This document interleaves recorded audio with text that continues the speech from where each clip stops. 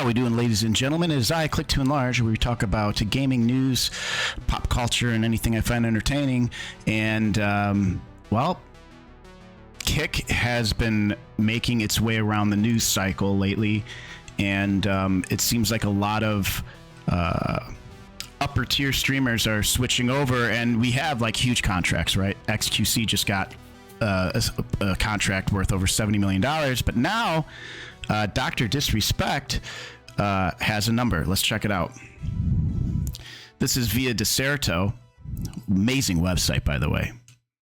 Dr. Disrespect issues Kick contract demand after xQc's mega deal. I don't blame the guy. And what is that number? What did he say? He had tweeted, says Dr. Disrespect says 50 mil will get him to join Kick. Hey, I don't blame him. I don't blame him at all. Like him or not, he's one of the most entertaining streamers on these streaming platforms. Specifically, obviously, the doc is on YouTube. I can't believe xQc even got 70 million. I don't. Well, Amaranth is on there as well. I just don't. I've never understood why either of these streamers get so much attention. But hey, you know, if you enjoy them, don't let my opinion on them sway you from watching them. But anyways, keeping it short and sweet, he said 50 million is my number in a tweet. You know, these numbers, how do you come up with these numbers? Well, considering, you know, viewership and super chat donations and subscriptions and clothing and sponsors, like these numbers do get up that high. You know, they have that much of a pull apparently in the market. And I mean, $50 million is a lot of money. However, that money, he doesn't directly get that money. Like when these contracts get put together, I know he's got an agent at the CAA, Creative Artists Agency. I've been there a couple times. It's a real cool place. So his agent gets money. You pay your lawyer. You have an entertainment lawyer that you have to pay for. And then you're also paying taxes on these things, right? So even if the doc gets 50 million, he might only see 25 million in his pocket only, right? Give or take, right? I'm just estimating here. So $25 million is still a lot of money. So anyways, let's take a look at this article as well on Kick's plans. This is actually a very in-depth interview, and we'll only go over a few of these questions that was asked. Kick wants to beat out-of-touch competitors by treating creators like adults. And I remember hearing when Trainwreck was promoting Kick heavily, and that's kind of like when the tides changed. They bring up a good point here. Live streaming, particularly of games, has been dominated by Amazon-owned Twitch for more than a decade. True. Other players have come and gone, such as Microsoft's Mixer and Facebook Gaming. Only YouTube so far has managed to put up a real fight, both for migrating viewership and streamers.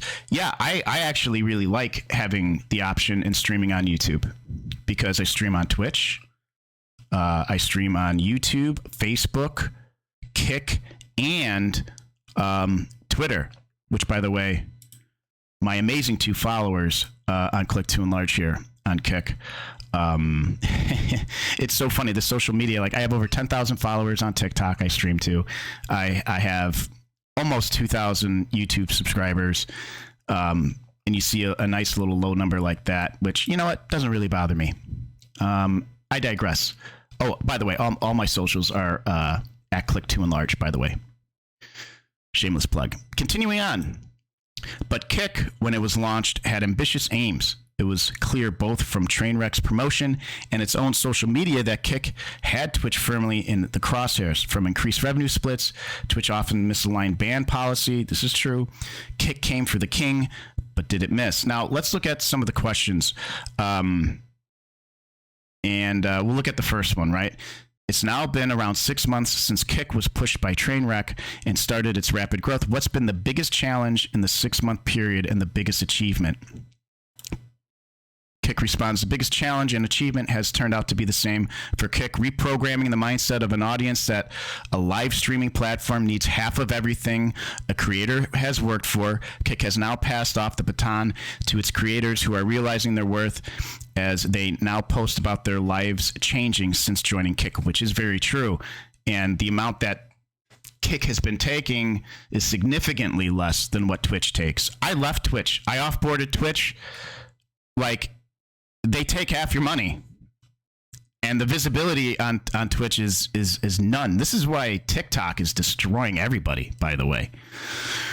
But anyways, the thing is what's the sustainability if they're not taking half, right? And how do you spend $70 million on a content creator, but and still make money? So let's go check that out. Check out their opinions down here. So right here, is Kick's 95% sub revenue split truly sustainable? Although this has been lauded in the community as a much better deal for creators, there have been concerns that the expenditure for the platform means it will run at a loss. Is this true or an oversimplification? Their response is, it's only an oversimplification because we've been told so far that platforms must take half of everything creators earn in order to function. There are dozens of revenue streams to tap into that all platforms have access to. The real question is, at what point does platforms' greed become satiated to allow creators to earn a living without blatantly lying to them? And then last but not least, which is I think is an also important thing to bring up, is the sustainability on a new platform. And they asked, do you think some streamers may be holding off on switching to Kick until the platform has existed for longer and proven its sustainability? And I think their response is fair. Live streaming is suffering from a Mixer hangover. Many creators had the rug pulled out from under them when Mixer shut down. It's tough for a creator to confidently look at their community and say, we're making the move. This is why we over-communicate with our audience and involve them in every move in beta, from our mobile app launch to gathering opinions about revamping our verification process. Creators need to be confident that Kick is doing it the right way. It sounds like Kick's headspace is in the right direction, right? And I want the king, aka Twitch, to have true competition. And again, I just feel like, in my opinion, right now, Kick is the whole thing being talked about. Creators are moving. Some creators, especially if you're getting a $70 million contract, of course they're going to be switching over to this new platform. But we all saw what happened with Shroud when he moved to Mixer, and then Mixer dipped. But hey, Shroud got his money. Shroud went back to Twitch. I truly want Kick to be a competitor for Twitch. But again, sustainability. Look at what happened to Mixer. What do you guys think? Like I said, I'm on Kick.